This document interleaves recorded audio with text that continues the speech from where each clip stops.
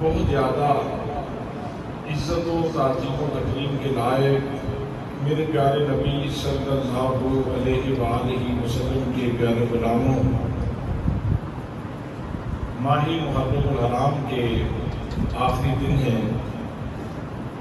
اور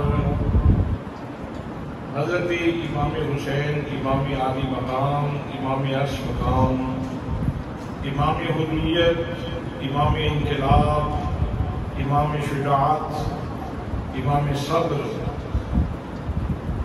آپ کے تذکار جمیلہ سے ہم اپنی زبانوں کو بھی محفوظ کر رہے ہیں اور اپنی سماعتوں کو بھی وافر حصہ دے رہے ہیں، اور ہمارا ایمان اور یقین ہے کہ امام حسین رضی اللہ تعالیٰ عنہ کے تذکار جمیلہ سے انسان کی ظاہری زندگی بھی سمجھتی ہے، اس لیے کہ وہاں سے نور ہی ایسا ملتا ہے، اور آپ کے تذکار جمیلہ سے انسان کی اخروی زندگی بھی سمجھتی ہے۔ تو آج میں حضرت امام حسین رضی اللہ تعالیٰ عنہ کی شان سورہ والعصر کی روشنی میں آپ کی خدمت میں عرض کرنا چاہ رہا ہوں۔ دعا ہے کہ اللہ کریم مجھے حق کہنے کی توفیق مرحمت فرمائے۔ برادران اسلام، یہ سورہ مبارکہ اپنے الفاظ اور حروف کے اعتبار سے اگرچہ انتہائی مختصر ہے، لیکن اپنے مفاہیم اور معانی کے اعتبار سے انتہائی جامع ہے۔ حضرت امام شافعی رحمۃ اللہ تعالیٰ علیہ نے کہا تھا کہ اگر مسلمان اس ایک سورہ مبارکہ کو ہی مضبوطی سے پکڑ لیں اور اس کے اوپر عمل کرنا شروع کر دیں اور اس کے معانی اور مفاہیم کو اپنی زندگی کے اوپر منطبق کریں، تو انسانی زندگی کو سنوارنے کے لیے تو یہ ایک سورہ مبارکہ ہی کافی ہے۔ تو اس سورہ مبارکہ میں اللہ کریم نے قسم اٹھا کے چند حقائق کو بیان فرمایا ہے۔ اس سورہ مبارکہ کا ترجمہ میں پہلے آپ کی خدمت میں عرض کر دیتا ہوں، اور اس کے بعد میں اس کا شان نزول آپ کی خدمت میں عرض کروں گا اور پھر باقی مفاہیم آپ کی خدمت میں پیش کرتا ہوں۔ سورہ والعصر کا ترجمہ ہے والعصر، مجھے قسم ہے وقت عصر کی، یا مجھے قسم ہے زمانہ محبوب صلی اللہ علیہ وآلہ وسلم کی، یا مجھے قسم ہے مطلق وقت کی۔ ان الانسان لفی خسر، بے شک انسان خسارے میں ہے۔ الا الذین آمنوا، سوائے ان لوگوں کے جو ایمان لائے، وعملوا الصالحات، اور انہوں نے نیک اعمال کیے، وتواصوا بالحق، اور حق بات کی تلقین کرتے رہے، وتواصوا بالصبر، اور صبر کی تلقین کرتے رہے۔ یہ ہے اس سورہ مبارکہ کا سادہ سا ترجمہ جو میں نے آپ کی خدمت میں پیش کیا ہے۔ اس کا شان نزول یہ ہے، یہ سورہ مبارکہ مکی ہے، اور جب جناب سیدنا حضرت صدیق اکبر رضی اللہ تعالیٰ عنہ انہوں نے اسلام قبول کیا تو ایک طوفان برپا ہو گیا۔ لوگ سوچنے لگے کہ بندہ سیانہ بہت تھا، دانا بہت تھا، تاجر بڑا ذہین تھا، تو اس نے کیا کیا ہے کہ اس نے اپنے آباء و اجداد کا دین چھوڑ دیا۔ اور یہ دھچکا اس وقت کے لوگوں کے لیے بہت بڑا دھچکا تھا، اس لیے کہ ایک نئے نظریے کی بنیاد رکھی جا رہی تھی اس ماحول میں، جہاں کوئی لات کا پجاری تھا، کوئی منات کا پجاری تھا، کوئی عزا کا پجاری تھا، کوئی حبل کا پجاری تھا، کوئی ود کا پجاری تھا، کوئی سوا کا پجاری تھا، کوئی پتھر کا پجاری تھا، اور کوئی لکڑی کا پجاری تھا، کوئی سورج اور چاند کا پجاری تھا، اور کوئی کسی ستارے کی پوجا کر رہا تھا، کوئی زحل کے سامنے سجدہ کر رہا تھا، کوئی پلوٹو کو مشتری کو سجدہ کر رہا تھا۔ تو اس معبودان باطلہ کی پرستش کے ماحول میں جناب سیدنا صدیق اکبر رضی اللہ تعالیٰ عنہ کا کلمہ پڑھنا یہ ایک نئی چیز تھی، اور ان لوگوں کے لیے یہ کاری ضرب تھی کہ جناب سیدنا صدیق اکبر رضی اللہ تعالیٰ عنہ جیسا ذہین فطین آدمی ایک نظریہ قبول کر رہا ہے۔ جناب سیدہ حضرت خدیجہ الکبریٰ کا اسلام لانا وہ نبی پاک صلی اللہ تعالیٰ علیہ وسلم کے گھر کی بات تھی۔ حضرت علی المرتضیٰ رضی اللہ تعالیٰ عنہ آپ کے چچا دار بھائی بھی تھے اور زیر کفالت بھی تھے، اس لیے آپ کا اسلام لانا یہ رسول اللہ صلی اللہ تعالیٰ علیہ وسلم کے گھر کی بات تھی، اور زید بن حارثہ یہ آپ کے غلام تھے، ان کا اسلام لانا بھی گھر کی بات تھی۔ جناب سیدنا صدیق اکبر رضی اللہ تعالیٰ عنہ آپ نے مردوں میں سے اسلام قبول کیا تھا، اور یہ ایک نامی گرامی شخصیت تھی، اور بظاہر اہل بیت میں سے نہیں تھے، تو ان کا اسلام لانا عالم کفر کے لیے ایک بہت بڑی گرانی کا باعث تھا۔ ان کا ایک دوست تھا جس کا نام تھا کلا بن اسید، وہ آپ کی خدمت میں حاضر ہوا اور کہنے لگا کہ چیمبر آف کامرس کے تم پریزیڈنٹ ہو، بہت بڑے تاجر ہو، ذہین ہو، طباع ہو، زمانہ شناس ہو، جہاں دیدہ ہو، تو تم نے یہ کیا کیا ہے کہ تم نے اسلام قبول کر کے اپنی دنیا کو ٹھوکر مار دی ہے، اور اب ہم وقت تم لا الہ الا اللہ کی باتیں کرتے ہو، راست کی باتیں کرتے ہو، اور اخروی دنیا کی بات کرتے ہو، اس جہان سے جیسے تمہاری رغبت ہی ختم ہو گئی ہے، تم نے بہت بڑا خسارے کا سودا کر دیا۔ جب کلا بن اسید نے یہ بات کہی تو حضرت سیدنا صدیق اکبر رضی اللہ تعالیٰ عنہ نے آپ نے اس کا خیال چھٹک دیا اور ارشاد فرمایا کہ تمہیں کیا معلوم کہ یہ دنیا فانی ہے، یہ چند روزہ ہے، اس کی کوئی حیثیت نہیں، اس کی کوئی اوقات نہیں، میں خسارے میں نہیں ہوں۔ یہ جو تم کہتے ہو نا کہ تم نے خسارے کا سودا کر دیا ہے، میں گھاٹے میں نہیں ہوں۔ گھاٹے میں تو وہ بندہ ہے جو اللہ کریم کی بارگاہ میں سجدہ ریزی نہیں کرتا، جو اللہ کریم کی معرفت کا شعور نہیں کرتا، جس کا سینہ اللہ کے پیار سے خالی ہے، جس کا نبی کریم صلی اللہ تعالیٰ علیہ وسلم سے تعلق نہیں ہے۔ خسارے میں تو وہ ہے، میں خسارے میں نہیں ہوں، میں تو نفع کا میں نے سودا کیا ہے، میں نے گھاٹے کا سودا نہیں کیا۔ حضرات محترم، اب جناب سیدنا صدیق اکبر رضی اللہ تعالیٰ عنہ نے جب غلام حسین کو یہ جواب ارشاد فرمایا تو اللہ کریم نے حضرت صدیق اکبر کی تصدیق کے لیے اور تائید کے لیے یہ پوری سورہ مبارکہ نازل فرمایا۔ پروردگار عالم نے ارشاد فرمایا والعصر، مجھے قسم ہے وقت عصر کی، مجھے قسم ہے زمانے محبوب کی، اور مجھے قسم ہے مطلق وقت کی، ان الانسان لفی خسر، بے شک انسان خسارے میں ہے۔ کوئی بڑا ہو، کوئی چھوٹا ہو، کوئی مزدور ہو، کوئی انجینئر ہو، زندگی کے کسی بھی شعبے سے تعلق رکھتا ہے تو وہ خسارے میں ہے۔ ہاں، خسارے سے بچنے والے چند لوگ ہیں۔ سب سے پہلے خسارے سے بچنے والے وہ لوگ ہیں جو ایمان لائے، سبحان اللہ، جو ایمان لائے۔ اور ایمان کے بارے میں آپ کی خدمت میں عرض کرتا رہتا ہوں کہ جو ایمان لاتا ہے وہ اتنا بڑا نفع کماتا ہے، اتنی بڑی سعادت اس کو حاصل ہوتی ہے کہ حضرات محترم وہ محبوب گرامی صلی اللہ تعالیٰ علیہ وسلم عرش جن کے قدموں کے بوسے لینے کی آرزو رکھے، اس محبوب صلی اللہ تعالیٰ علیہ وسلم کے سینہ مبارک سے اس بندہ مومن کا تعلق جڑ جاتا ہے۔ کلمہ پڑھنے والے کے سینے سے نور کا ایک دھاگا نکلتا ہے۔ مجھے یہ بات بہت لذت دیتی ہے اور میں دعا کرتا ہوں کہ اللہ کریم مہربانی فرمائے اور موت تک یہ دھاگا، یہ سلسلہ ہمارا قائم رہے۔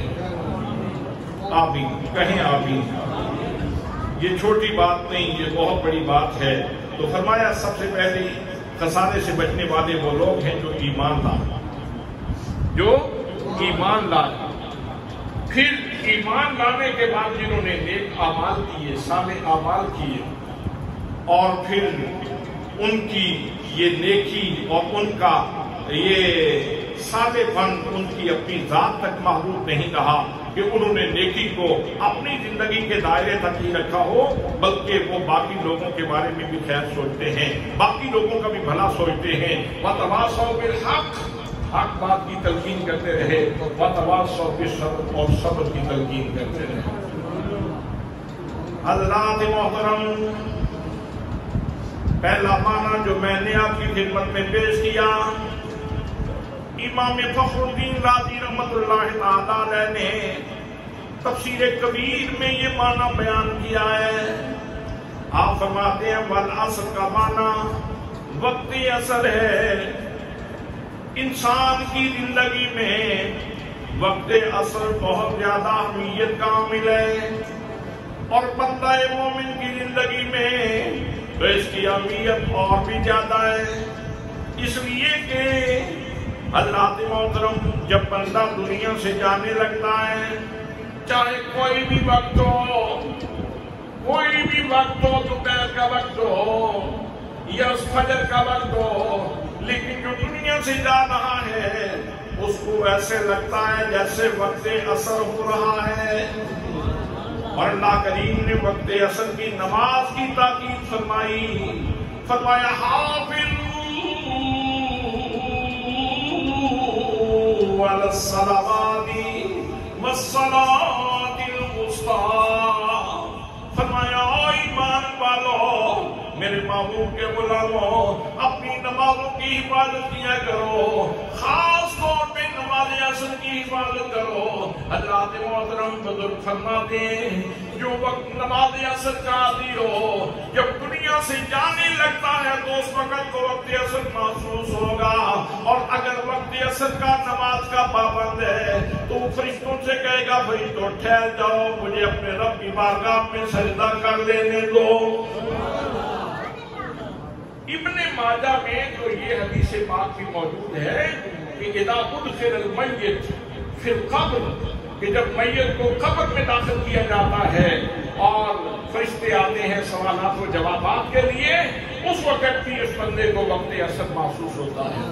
اور اگر نماز کا عادی ہو، فرشتے سوالات و جوابات کرنے کے لیے آئیں گے تو اس وقت کو کہے گا فرشتوں ذرا ٹھہر جاؤ، مجھے نماز پڑھ لینے دو، مجھے نماز پڑھ لینے دو، میری نماز کا وقت ہو رہا ہے۔ تو دوستان محترم، اس لیے اللہ کریم نے اس وقت عصر کی قسم اٹھائی، فرمایا مجھے قسم ہے وقت عصر کی۔ اور جن لوگوں نے اپنی زندگی اللہ کے محبوب کی طلب میں تان میں گزاری ہو، وہ تو اس لمحے کو شدت سے اس کا انتظار کرتے ہیں کہ کب وہ گھڑی آئے گی، اس جہان فانی سے ہم جائیں گے اور اللہ کے محبوب کی زیارت ہوگی۔ وہ تو یہ کہتے ہیں شام بھائی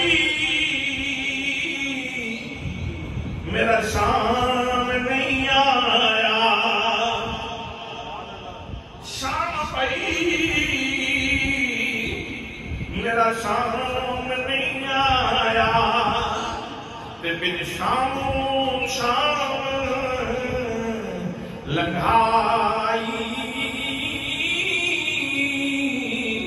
شام ویلے ود شام مارا، شام ویلے ود شام مارا، تے جن شام کھلائی،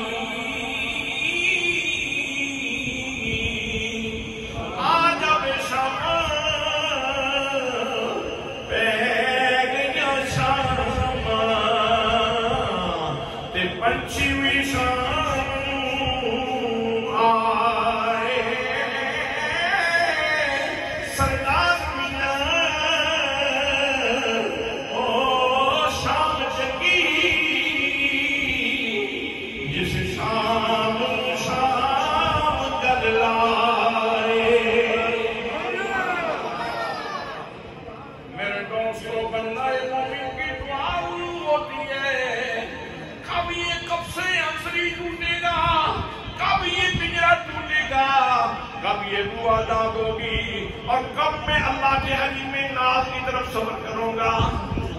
اس لیے کہ اس کو تو جانے کے وقت یہ سزا آتی ہے، اللہ فرماتا ہے یا ایتھا النفس المطمئنہ، اور نفس مطمئنہ والے ارجعی الی ربک، اپنے رب کی طرف لوٹا، راضیہ مرضیہ، اور اپنے رب سے راضی ہے، تیرا رب تجھ سے راضی ہے۔ فادخلی فی عبادی، میرے بندوں میں داخل ہو جا، وادخلی جنتی، اور میری جنت میں داخل ہو جا۔ سبحان اللہ۔ حضرات محترم، اللہ فرماتا ہے خسارے سے بچنے والے لوگ سب سے پہلے ایمان والے، ایمان والے خسارے سے بچنے والے ہیں۔ میرے دوستوں، میرے بھائیوں، اگر جناب سیدنا امام علی مقام رضی اللہ تعالیٰ عنہ آپ کے دور کا نقشہ دیکھو تو جناب سیدنا امام حسین رضی اللہ تعالیٰ عنہ آپ ایمان کی چوٹی کے اوپر فائز ہیں۔ ایمان کی چوٹی کے اوپر جو شخصیت فائز ہے اس ہستی کا نام امام حسین رضی اللہ تعالیٰ عنہ ہے۔ اس لیے کہ میرے آقا نے خود ارشاد فرمایا لوگوں، اگر انوار نبوت دیکھنا ہو، اگر میرا فیض دیکھنا ہو تو پھر دیکھ لو حسین و منی وانا من الحسین، حسین مجھ سے ہے اور میں حسین سے۔ حضرات محترم، ایمان میں سارے کے سارے عقائد آ جاتے ہیں اور سب عقائد کی بنیاد عقیدہ توحید ہے۔ سارے عقیدوں کی بنیاد کیا ہے؟ عقیدہ توحید۔ عقیدہ توحید یہ تمام عقائد کی بنیاد ہے، باقی عقائد کی جتنی بات ہے وہ عقیدہ توحید کے ارد گرد گھومتی ہے۔ اس لیے کہ رسالت کو ہم مانتے ہیں تو اللہ کا رسول سمجھ کے اللہ کے نبی کو مانتے ہیں۔ اگر ہم باقی کتابوں کے اوپر ایمان رکھتے ہیں تو اللہ کی کتابیں سمجھ کے مانتے ہیں۔ اگر ہم باقی انبیاء کرام کے اوپر ایمان رکھتے ہیں تو اللہ کے نبی سمجھ کے مانتے ہیں. اگر ہم تقدیر کے اوپر ایمان رکھتے ہیں، اچھی اور بری تقدیر کے اوپر، تو اللہ کا فیصلہ سمجھ کے اس کو مانتے ہیں. اور اگر ہم آخرت کے عقیدے کے اوپر ایمان رکھتے ہیں تو اس کی بنیاد بھی یہی ہے کہ ہم اللہ کریم کی بارگاہ کی پیشی سے ڈرتے ہیں اور اس کے اوپر ایمان رکھتے ہیں. تو دوستان محترم، تمام عقائد میں جو بنیاد ہے وہ توحید کا عقیدہ ہے. اور آئیے دیکھیے، جب نجران کے عیسائیوں سے گفتگو ہو رہی تھی، وہ کہتے تھے خدا تین ہے. نبی مکرم صلی اللہ علیہ وسلم فرماتے ہیں اللہ کریم وحدہ لا شریک ہے. یہ گفتگو ہو رہی ہے. وہ کہتے ہیں خدا تین ہے، حضرت عیسیٰ بھی خدا ہے، آپ کی والدہ مریم بھی خدا ہے، اور اللہ بھی خدا ہے، تین خدا ہے. نعوذ باللہ من ذالک. نبی مکرم صلی اللہ علیہ وسلم ارشاد فرماتے ہیں قولوا لا الہ الا اللہ، قولوا لا الہ الا اللہ، قولوا لا الہ الا اللہ محمد رسول اللہ. میرے آقا کریم صلی اللہ علیہ وسلم ان عیسائیوں سے فرماتے ہیں عیسائیوں مان لو کہ اللہ کریم وحدہ لا شریک ہے اور میں اس کا رسول ہوں. نہیں مانتے، دلائل دیے نہیں مان رہے، وربنی دلائل دیے، زبانی دلائل دیے. میرے آقا کریم صلی اللہ علیہ وسلم چونکہ آپ مبلغ ہیں، آپ دائی ہیں، آپ رسول ہیں، آپ نبی ہیں، آپ کا فضل منصبی ہے، آپ کوشش فرما رہے ہیں کہ ان کو توحید کا نور نصیب ہو جائے، لیکن وہ نہیں مانتے. اب اللہ کریم نے ارشاد فرمایا اے میرے محبوب، اگر یہ زبانی دلیلیں نہیں مانتے تو پھر پریکٹیکل توحید کی دلیلیں میدان میں لے آؤ. فرمایا فَقُلْ تَعَالَوْا نَدْعُ أَبْنَاءَنَا وَأَبْنَاءَكُمْ وَنِسَاءَنَا وَنِسَاءَكُمْ وَأَنفُسَنَا وَأَنفُسَكُمْ ثُمَّ نَبْتَهِلْ فَنَجْعَلْ لَعْنَتَ اللَّهِ عَلَى الْكَاذِبِينَ. محبوب ان سے تم کہہ دو ہم بھی اپنے بیٹے لے آتے، تم بھی اپنے بیٹوں کو لے آؤ، ہم بھی اپنی عورتوں کو لے آتے ہیں، تم بھی اپنی عورتوں کو لے آؤ، ہم بھی اپنی جانوں کو لے آتے ہیں، تم بھی اپنی جانوں کو لے آؤ. پھر اللہ کریم کی بارگاہ میں عرض کرتے ہیں یا اللہ جو جھوٹا ہے اس کے اوپر لعنت ہو. حضرات محترم، میرے آقا کریم صلی اللہ علیہ وسلم کو یہ پیغام اللہ کی طرف سے آ رہا ہے میرے محبوب اب ان کو مبالغے کا چیلنج کر دو. یہ چیلنج کس کی طرف سے ہے؟ اللہ کی طرف سے اور پھر رسول اللہ صلی اللہ علیہ وسلم کی طرف سے. چیلنج پہنچ گیا ان لوگوں کو جو تثلیث کے قائل تھے. تثلیث کا عقیدہ عیسائیت کا عقیدہ ہے اور توحید کا عقیدہ اہل اسلام کا عقیدہ ہے. مقابلہ دو نظریات کا تھا، مقابلہ دو نظریات کا تھا، عقیدہ توحید اور نظریہ تثلیث کا تصادم تھا، دونوں کا مقابلہ تھا. حضرات محترم، پہلے وربلی دلیلیں ہوتی رہیں، زبانی اور شفوی دلیلیں ہوتی رہیں، لیکن وہ نہیں مانے. اب نبی مکرم صلی اللہ علیہ وسلم کو حکم دیا گیا کہ آپ مبالغے کا چیلنج کرتے ہیں. اب نبی پاک صلی اللہ علیہ وسلم گھر سے نکلے، میرے آقا کریم صلی اللہ علیہ وسلم آگے اور آپ نے امام حسین کو اٹھایا ہوا ہے، امام حسن ساتھ چل رہے ہیں. نبی مکرم صلی اللہ علیہ وسلم کے پیچھے پیچھے فاطمہ زہرا چل رہی ہے. آپ مکمل پردے میں ملبوس ہیں اور آپ کے پیچھے علی المرتضیٰ رضی اللہ تعالیٰ عنہ چل رہے ہیں. حضرات محترم، یہ نوری قافلہ جب میدان میں آتا ہے تو نجران کے عیسائیوں کا جو قوم تھا وہ کہنے لگا او عیسائیوں، سے باز رہنا، کبھی مبالغے کا چیلنج قبول نہ کرنا، کبھی ان کے مد مقابل نہ آنا۔ میں ایسے چہرے دیکھ رہا ہوں کہ اگر انہوں نے ہاتھ اٹھا دیے تو پہاڑ بھی اپنی جگہ سے ہل جائے گا۔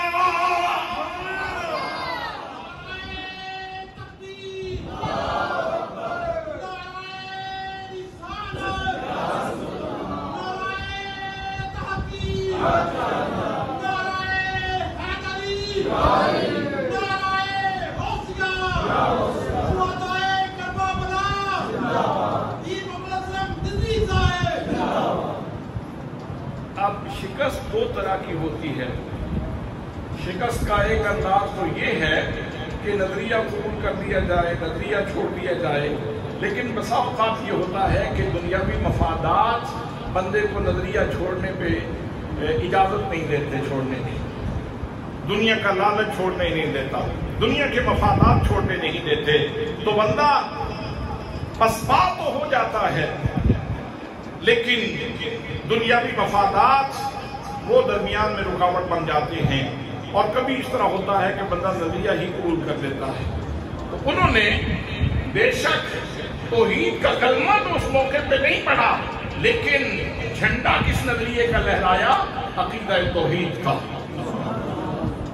عیسائیت پسپا ہو گئی، ناکام ہو گئی، اور دین محمدی اور پیغام محمدی غالب آ گیا، اور توحید جیت گئی، تسلیس ہار گئی۔ اسی لیے تو حضرت خواجہ غریب نواز رحمت اللہ تعالیٰ علیہ فرماتے ہیں شاست حسین بادشاہ است حسین دین است حسین دین است حسین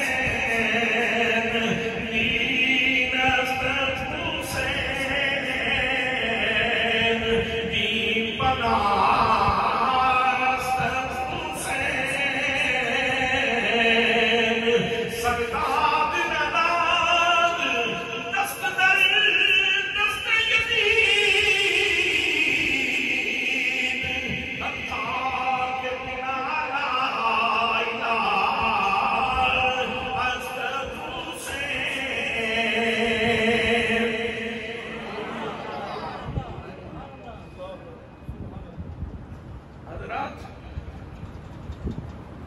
یہاں بھی عقیدہ توحید کا پرچم لہرایا امام عالی مقام رضی اللہ تعالیٰ عنہ اور آپ کے خاندان نے۔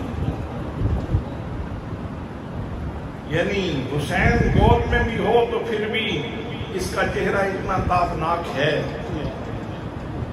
امام حسن چھوٹے سے بھی ہوں، عمر چھوٹی ہو، پھر بھی چہرے میں اتنی تابناکی موجود ہے کہ عقیدہ توحید کی دلیل بن سکتے ہیں۔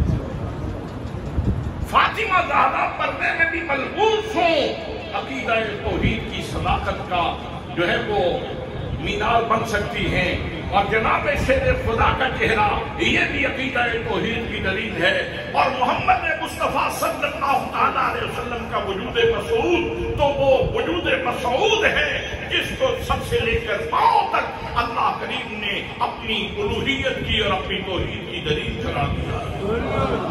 یا ایھا الناس قد جاءکم برہان من ربکم، فرمایا آؤ لوگوں سن لو، یہ جو محمد مصطفیٰ کی ذات گرامی ہے یہ تو سب سے لے کر پاؤں تک مکمل عقیدہ توحید اللہ کی وحدانیت کی دلیل ہے۔ عقیدہ توحید کے بارے میں نے آپ کی خدمت میں عرض کیا تو امام حسین رضی اللہ تعالیٰ عنہ آپ وہ شخصیت ہیں کہ اسی عقیدے کی حفاظت کرتے ہوئے آپ نے پورا خاندان اللہ کے راستے میں پیش کیا ہے۔ یزید نفس و شیطان کا نمائندہ تھا، یزید نفس و شیطان کا نمائندہ تھا، اس لیے وہ محرمات کو حلال کر رہا تھا، اور اللہ کی حلال کی ہوئی چیزوں کو حرام کر رہا تھا، اس لیے وہ حفوات دنیا میں پڑا ہوا تھا، اس لیے وہ نمازوں کو ضائع کرتا تھا۔ اور حسین کریم یہ رحمان کے نمائندے تھے، یہ مصطفیٰ کریم صلی اللہ تعالیٰ علیہ وسلم کے دین کے نمائندے تھے۔ حسین نے کسی دنیاوی غرض کے لیے قربانی نہیں دی۔ امام حسین رضی اللہ تعالیٰ عنہ نے اس پیغام کے احیاء کے لیے اور اس کی زندگی کے لیے قربانی دی ہے کہ لوگوں، نفس و شیطان کی بات نہیں ماننی، اللہ اور اس کے رسول کی بات ماننی، اللہ اور اس کے رسول صلی اللہ تعالیٰ علیہ وسلم کی اطاعت اور فرما برداری کرنی ہے۔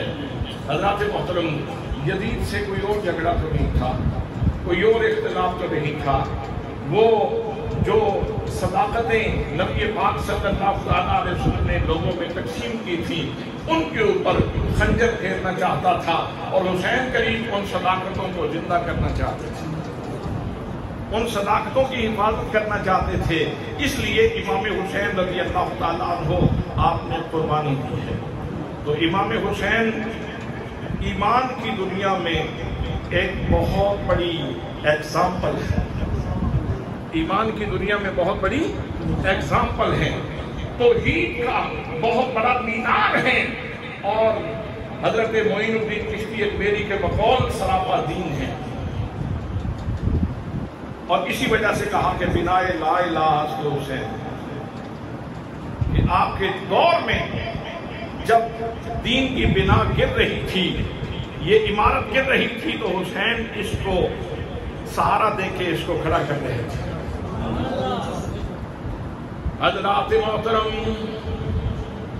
عقیدہ رسالت میں دیکھو، نبی مقدم صلی اللہ علیہ وسلم کو ماننے کی بات ہے۔ امام حسین رضی اللہ تعالیٰ عنہ صرف عقیدہ رسالت کو ماننے والا ہی نہیں ہے، بلکہ امام حسین رضی اللہ تعالیٰ عنہ آپ تو آئینہ ہے انوار رسالت کا، آپ تو شیشہ ہے انوار رسالت کا۔ اسی لیے تو میرے آقا کریم صلی اللہ تعالیٰ علیہ وسلم نے فرمایا حسین منی وانا من الحسین، حسین مجھ سے ہے اور میں حسین سے ہوں، یہ حسین میرا نواسا ہے، حسین میرا بیٹا ہے اور میں حسین سے ہوں۔ مطلب یہ ہے لوگوں، جو عقائد اور اعمال میں نے سمجھ پڑھائے ہیں، حسین ان سب کو زندہ کرنے والا ہے۔ جوش مدی آبادی نے کہا تھا، نطق جس کا زینت دین پیغمبر وہ حسین، نطق جس کا زینت دین پیغمبر وہ حسین،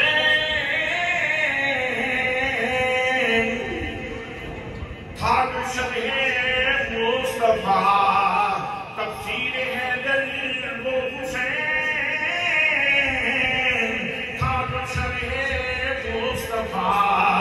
تفسیر حیدر وہ حسین، جو محافظ تھا خدا کے آخری پیغام کا، جو محافظ تھا خدا کے آخری پیغام کا، جس کی رگوں میں مچلتا تھا لہو اسلام کا، جس کی رگوں میں مچلتا تھا لہو اسلام کا، وہ حسین کریم رضی اللہ تعالیٰ عنہ۔ تو اگر ایمان کی دنیا میں دیکھیں تو امام حسین رضی اللہ تعالیٰ عنہ ایمان کا مینار ہے، ایمان کا نشان ہے، ایمان کی ایگزامپل ہے، ایمان کی مثال ہے اور ایمان کا استعارہ ہے۔ اور دوسری طرف اگر یزید کو دیکھیں تو جب امام عالی مقام کا سر انور اس کے دربار میں پہنچا تو وہ اپنی لاٹھی سے آپ کے منہ مبارک کو ٹچ کر رہا تھا اور کہہ رہا تھا کہ آج ہم نے جو بدر میں ان کے نانا نے ہمارے ساتھ زیادتیاں کی تھیں ہمارے بٹکوں کے ساتھ، آج میں نے وہ بدلہ لے لیا ہے۔ اب آپ خود اندازہ کر سکتے ہیں کہ وہ کہہ رہا ہے کہ میں نے امیہ کا بدلہ لے لیا۔ اب امیہ کا حامی کوئی بن جائے تو کس کا حامی ہوگا؟ کفر کا حامی ہوگا نا۔ مدینہ طیبہ میں رسول اللہ کی مسجد میں اگر کوئی گھوڑے اور گدھے باندھے تو یہ کفر کی حمایت ہے یا اسلام کی حمایت ہے؟ اور مدینہ طیبہ میں مستورات کی آبرو ریزی کرے تو کیا یہ اسلام کی حمایت ہے یا کفر کی حمایت ہے؟ حضرات، یزید مخالف کیمپ میں یعنی کفر کے کیمپ میں وہ سرگنا ہے، اور امام حسین ایمان کا بہت بڑا مینار ہے۔ پہلی بات یہ ہے کہ ایمان والے خسارے سے بچے ہوئے ہیں، ایمان والے خسارے سے بچے ہوئے ہیں۔ اِلَّا الَّذِينَ آمَنُوا، سوائے ان لوگوں کے جو ایمان لائے۔ اللہ نے فرمایا اس سے پہلے باقی سارے کے سارے کیا ہیں؟ خسارے والے۔ دوسرا فرمایا وَعَمِلُوا الصَّالِحَاتِ، ایمان بھی لائے اور نیک اعمال بھی کیے۔ نیک اعمال والے بھی خسارے سے بچے ہوئے ہیں۔ حضرات محترم، اگر اس آئینے میں جناب سیدنا امام حسین امام علی مقام رضی اللہ تعالیٰ کو دیکھو تو عملے صالح میں بھی حسین اتنی بلندی کے اوپر ہے، حسین اتنے عہد کے اوپر ہے، حسین کریم ثریا کی بلندیوں پہ نظر آتے ہیں۔ امام حسین رضی اللہ تعالیٰ کو اگر کلمہ پڑھنے میں بے مثال ہے تو حسین نماز پڑھنے میں بھی بے مثال ہے۔ حسین اگر قرآن پڑھنے میں بے مثال ہے تو حسین کریم صبر میں بھی بے مثال ہے۔ جتنے اعمال صالحہ ہیں وہ سارے کے سارے امام حسین رضی اللہ تعالیٰ کی زندگی میں ملتے ہیں۔ کون سا عمل صالح ہے جو حسین کی زندگی میں ملتے ہیں؟ حضرات محترم، وہ ہستی کہ نماز پڑھیں تو نماز بے مثال۔ کتنے خطبات جمعہ میں یہ چیز عرض کر چکا ہوں کہ حسین کی نماز بے مثال ہے، اور نماز کو دین پیغمبر میں، دین محمدی میں، شریعت بیضا میں کتنا اہم ترین مقام حاصل ہے۔ فرمایا مومن اور کافر کے درمیان فرق کرنے والی چیز نماز، نماز دین کا ستون ہے۔ فرمایا نماز میں آنکھوں کی ٹھنڈک ہے۔ لوگوں اگر خدا بندے قدوس سے بات کرنا چاہتے ہو تو امام حسن فرماتے ہیں کہ پھر نماز پڑھو۔ اور امام حسین رضی اللہ تعالیٰ عنہ، آپ نے نماز کس طرح پڑھی ہے؟ مدینے میں بھی، مکے میں بھی، کربلا کے راستے میں بھی، اور تپتی ہوئی ریت کے اوپر، کربلا میں تپتی ہوئی ریت کے اوپر بھی، اور جو سجدہ کیا حضرت بابا ملے شاہ رحمت اللہ تعالیٰ نے فرماتے ہیں اللہ اللہ کے نظر انہیں ہو گئی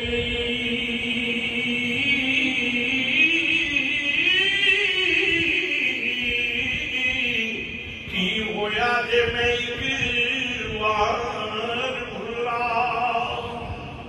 بھل بھل کے کنیا مورا لگے مندہ نہیں غریب نگار بھلا اس جگ سنسار لوچ جبو کوئی آن بھلا کوئی پار بھلا اور ایک بھلا نہیں لال فاطمہ دا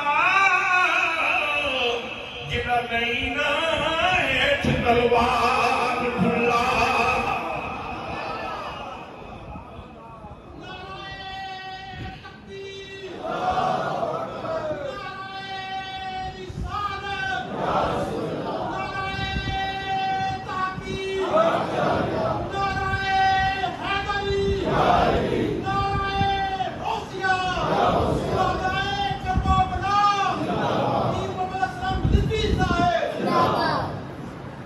اعمال صالحہ میں نماز ہے، اعمال صالحہ میں ذکر ہے، اعمال صالحہ میں تلاوت قرآن ہے، اعمال صالحہ میں صبر ہے، اعمال صالحہ میں شجاعت ہے، اعمال صالحہ میں استغنا ہے، اعمال صالحہ میں للہیت ہے، اعمال صالحہ میں خلوص ہے، اعمال صالحہ میں جہاد ہے، اعمال صالحہ میں اللہ کے جھنڈے کی سرفرازی ہے، اعمال صالحہ میں غریبوں کا بھلا سوچنا ہے، اعمال صالحہ میں یتیموں کے سر کے اوپر ہاتھ رکھنا ہے، اعمال صالحہ میں جتنی قدریں گنی جائیں، ہر قدر جب امام حسین کی ذات میں ڈھونڈی جائے تو حضرات محترم اعمال صالحہ کی ہر قدر امام حسین کی ذات گرامی میں موجود ہے۔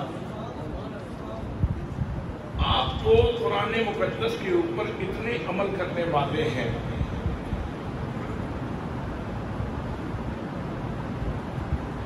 لونڈی آئی اور اس نے گلدستہ پیش کیا۔ ایک لونڈی تھی، آپ کے قبضے میں تھی، آپ کی ملکیت میں تھی، اس نے آ کے گلدستہ پیش کیا تو آپ نے فرمایا جاؤ تو آزاد ہے۔ ایک گلدستے کے مقابلے میں اس کی پوری زندگی کے لیے فرمانہ آزادی جاری کر دی۔ میرے دوستوں، میرے بھائیوں، دیکھنے والے بندے نے کہا جناب والا اتنے چھوٹے سے عمل پہ اتنا بڑا فیصلہ فرما دیا، اتنی خوب لونڈی آپ نے آزاد کر دی، اس کی وجہ کیا ہے؟ ایک گلدستہ ہی تو اس نے دیا تھا تو جناب سیدنا امام علی مقام رضی اللہ تعالیٰ عنہ آپ فرمانے لگے کہ جب اس نے مجھے یہ گلدستہ پیش کیا ہے تو میری نظر قرآن مقدس کی اس آیت پہ پڑ گئی۔ میرا رب فرماتا ہے وَإِذَا حُيِّيتُم بِتَحِيَّةٍ فَحَيُّوا بِأَحْسَنَ مِنْهَا أَوْ رُدُّوهَا۔ اللہ کریم فرماتا ہے ایمان والو، جب تمہیں کوئی تحفہ عطا کرے، جب تمہیں کوئی تحفہ دے تو اس سے بہتر تحفہ دو یا اس جیسا ہی تحفہ لٹا دو۔ اب میں نے سوچا کہ میں اس سے بہتر تحفہ کیا دوں، اس لیے میں نے قرآن کی اس آیت کے اوپر عمل کرتے ہوئے اس کو آزاد کر دیا ہے۔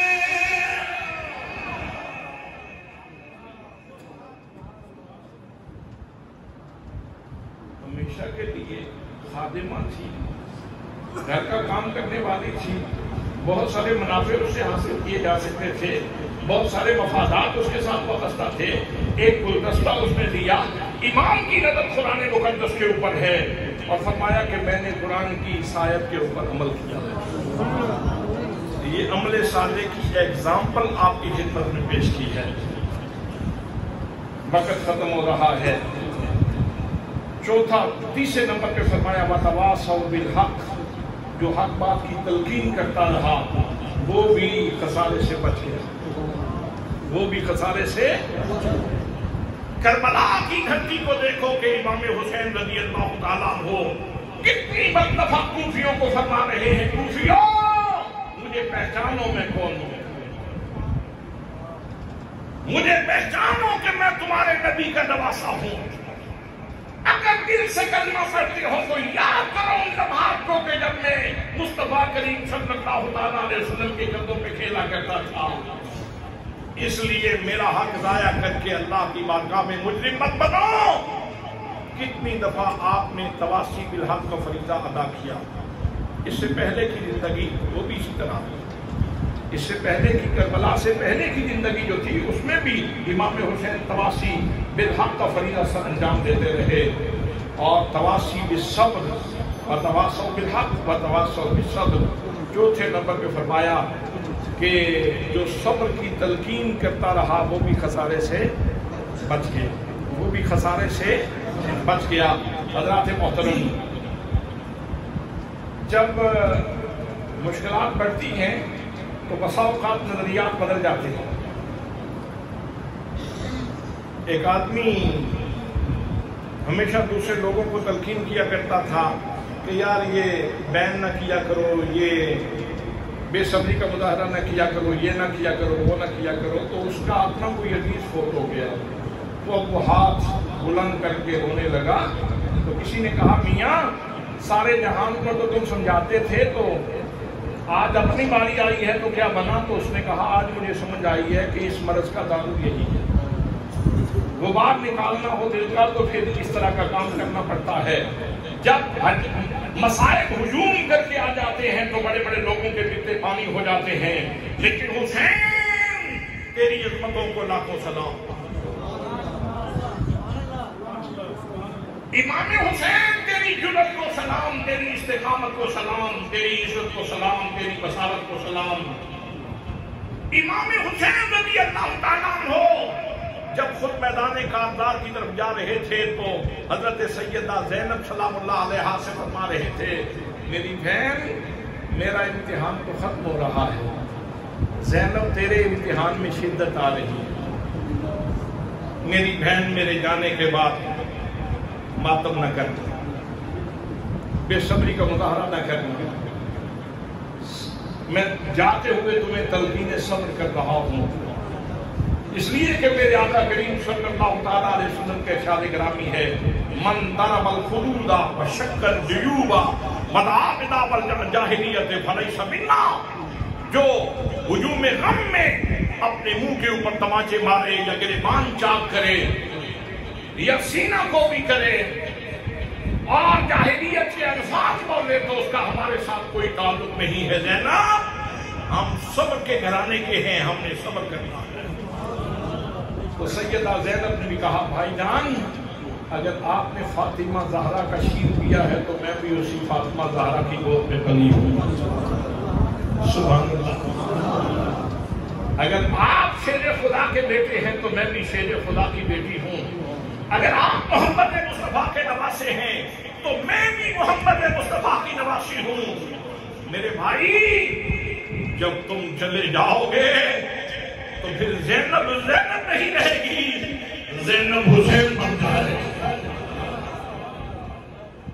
پھر زینب زینب نہیں رہے گی، زینب حسین بن جائے گی۔ حضرات محترم ایمان ہے تو اعلیٰ درجے کا ہے، اعمال ہیں تو اعلیٰ درجے کے ہیں، اور تواصی بالحق کا فریضہ ہے تو اعلیٰ درجے کا ہے، اور تواصی بالصبر کا فریضہ ہے تو وہ بھی اعلیٰ درجے کا ہے۔ دو کیمپ ہیں، ایک خسارے والا کیمپ ہے جہاں نہ ایمان ہمیں نظر آتا ہے نہ ہمیں اعمال صالحہ نظر آتے ہیں، نہ ہمیں کوئی تواصی بالحق کا نمونہ نظر آتا ہے، نہ ہمیں تواصی بالصبر کی کوئی ایسی صورت نظر آتی ہے۔ اور ادھر دیکھیں امام حسین کے کیمپ میں تو ایمان اپنی بلندیوں کے اوپر، اعمال صالحہ اپنی بلندیوں کے اوپر، تواصی بالحق کا جھنڈا اپنی بلندی پہ لہرا رہا ہے، اور تواصی بالصبر کا جھنڈا بھی اپنی بلندی پہ لہرا رہا ہے۔ حضرات محترم دعا ہے کہ اللہ کریم آپ کی خوبصورت زندگی سے نور کشید کر کے ہمیں اپنی زندگیوں کو منور کرنے کی توفیق نصیب فرمائے۔ ہمارے یا الا البلاغ المبین ایک اہم